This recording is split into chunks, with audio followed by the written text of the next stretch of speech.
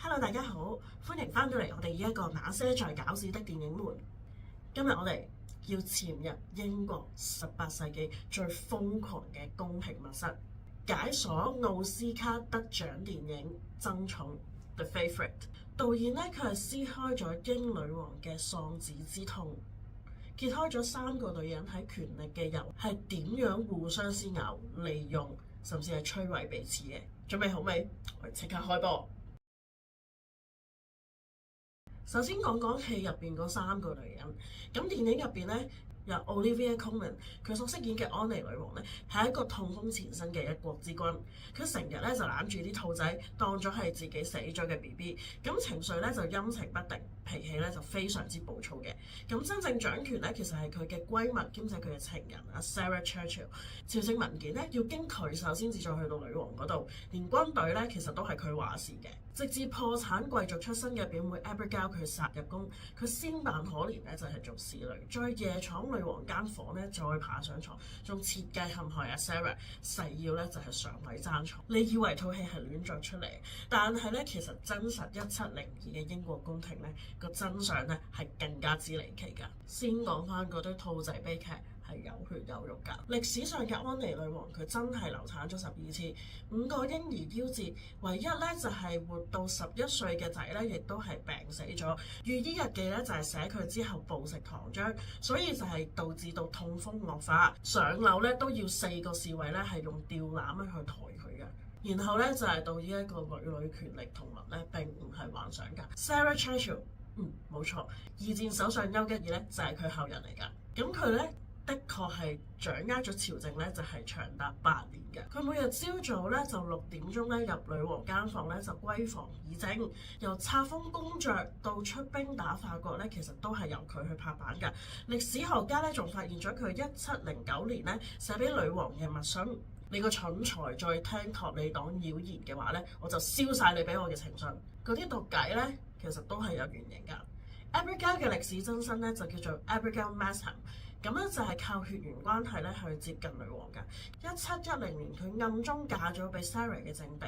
被揭穿咗之後咧就反切局咧就係令到女王去驅逐咗 Sarah。不過事實咧就冇落毒嘅，只係喺政敵個杯入邊咧就落瀉藥咁解。戲入邊啲貴族去到鴨仔賽跑咧就好似好無厘頭咁樣啦，但係當時嘅英國咧係真係流行呢一啲腳綁刀片嘅鬥雞，啲貴族咧為咗賭博咧真係可以輸到埋祖屋㗎。咁導演咧就將鬥雞咧就改咗做係鴨仔，咁其實咧都係諷刺啲貴族咧佢哋係幾咁荒謬同埋腐敗。有人話爭寵係醜化咗英國皇室，但係導演咧其實係想揭穿歷史係點妖魔化啲女人嘅。佢問嘅問題係點解女性爭權就一定要被寫成瘋婦或者係毒婦呢？傳統史書話 Sarah 係妖婦，Abigail 係心機婊，但係電影嘅鏡頭咧就係揭開咗另一種嘅真相。女王咧就係送城堡去俾Abigail 去逼佢講 I love you， 但係其實佢只不過係用權力去填補佢喪子嘅空虛。咁Sarah 佢跪低擦地嗰一幕咧，咁其實揭示佢原來只不過係一個高級嘅奴隸。咁而 Abigail 最終上位，但係就俾女王當馬騎，原來寵妃都只不過係一張人肉嘅凳啫。導演就用權力同身體重疊嘅畫面，就講出被寵其實都係被束縛。咁其實痛風流腳龍呢一樣嘢咧，我哋亦都可以睇為係帝國腐敗。咁導演咧就係用咗安妮女王腐壞咗嘅身體去諷刺成個帝國嘅潰爛。當時英國咧係打緊西班牙王位繼承戰，軍費咧係高到咧係相當於全國10年嘅稅收。大班貴族咧佢哋就係沉迷去鬥雞賭鴨仔，養黑奴同僕作為玩物，社會嘅權力腐化就係呢啲荒謬嘅娛樂入邊呈現咗出嚟。咁而戲中嘅貴族佢哋嘅廳堂係燈火通明，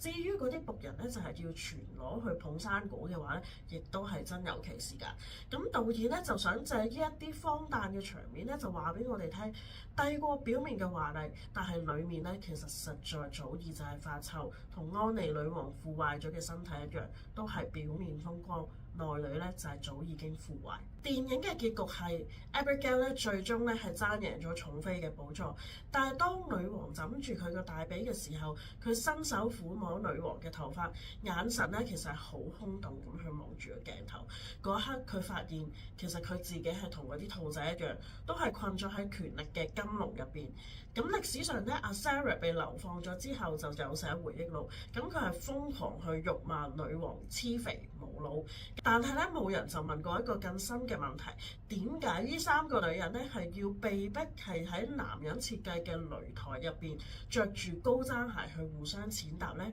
爭寵係照見咗歷史點樣將女人簡化成為豐富毒婦嘅標籤。下次我哋去睇一啲宮鬥劇嘅時候，就唔好淨係問邊一個贏，咁我哋試下去問下真正制定呢一啲遊戲規則嘅人，究竟匿咗喺邊一個歷史角落呢？多謝大家收睇那些在搞事的電影們。如果係想聽我哋講其他戲嘅歷史秘密，記得留言話俾我哋聽，撳 like、訂閱同埋撳埋個鈴鐺。我哋下集見，拜拜。